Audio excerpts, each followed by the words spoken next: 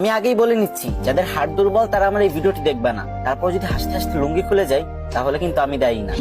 একটা লোক বিয়ে করলো, অনেকদিন হয়ে গেছে, কিন্তু তাদের বাচ্চা হচ্ছিল না। তাই সে এক ফকির বাবার কাছে গেল দোয়া চাইতে। তখন ফকির বাবা বলল, যা তোকে দোয়া করে দিলাম, খুব তাড়াতাড়ি তোদের সন্তান হবে। তারপর 1 বছর পরে লোকটির একটা মেয়ে সন্তান হলো। তখন লোকটি খুশিতে আত্মহারা হয়ে গেল আর মেয়ের নাম করার জন্য তাড়াতাড়ি ফকির বাবার কাছে চলে গেল। আর ফকির বাবা তখন ধ্যানমগ্ন ছিল, আর তখন তার ধ্যান ভেঙে গেল আর সে রেগে মেগে বলল, ধুর বাল। তখন লোকটি ভাবলো, ফকির বাবা মনে হয় আমার মেয়ের নাম বাল রাখতে বলছে।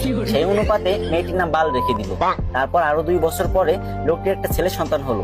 তারপর লোকটা খুশিতে ফকির বাবার কাছে চলে গেল ছেলেটির নামকরণ করতে। কিন্তু এবারও ফকির বাবার ধ্যান ভাঙার কারণে ফকির বাবা বিরক্ত হয়ে বলে উঠলো, ধুর চ্যাট। তখন লোকটি ভাবলো, ফকির বাবা মনে হয় আমার ছেলের নাম চ্যাট রাখতে বলছে, তাই সেই অনুপাতে ছেলের নাম চ্যাট রেখে দিল। তারপর আবার কিছুদিন পরে লোকটির একটি ছাগলের বাচ্চা হলো, আর সেই লোকটি ছাগলের বাচ্চা নামকরণ করার জন্য ফকির বাবার কাছে চলে গেল।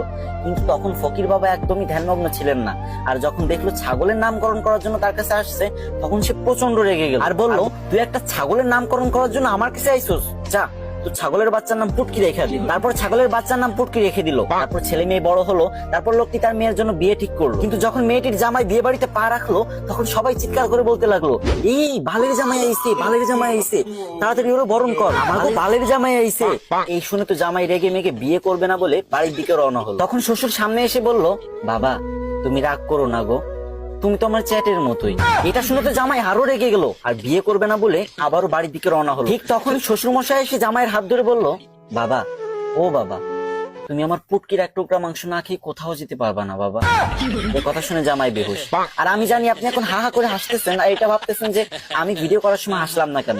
আরে ভাই, 2টা বড় বড় লাইটের সামনে ভিডিও করার যে গরম সহ্য করা যায় না ভাই, পুরো ঘেমে গেছি। এত কষ্ট করে আপনাদের জন্য ফানি ভিডিও বানাই আর আপনারা শেয়ার করেন। যদি মন চায় তাহলে এই ছোট ভাইয়ের ভিডিওটা একটা শেয়ার করে কমেন্ট বক্সে বলে যান, আমিও দেখবো আমাদের কে কে ভালোবাসে।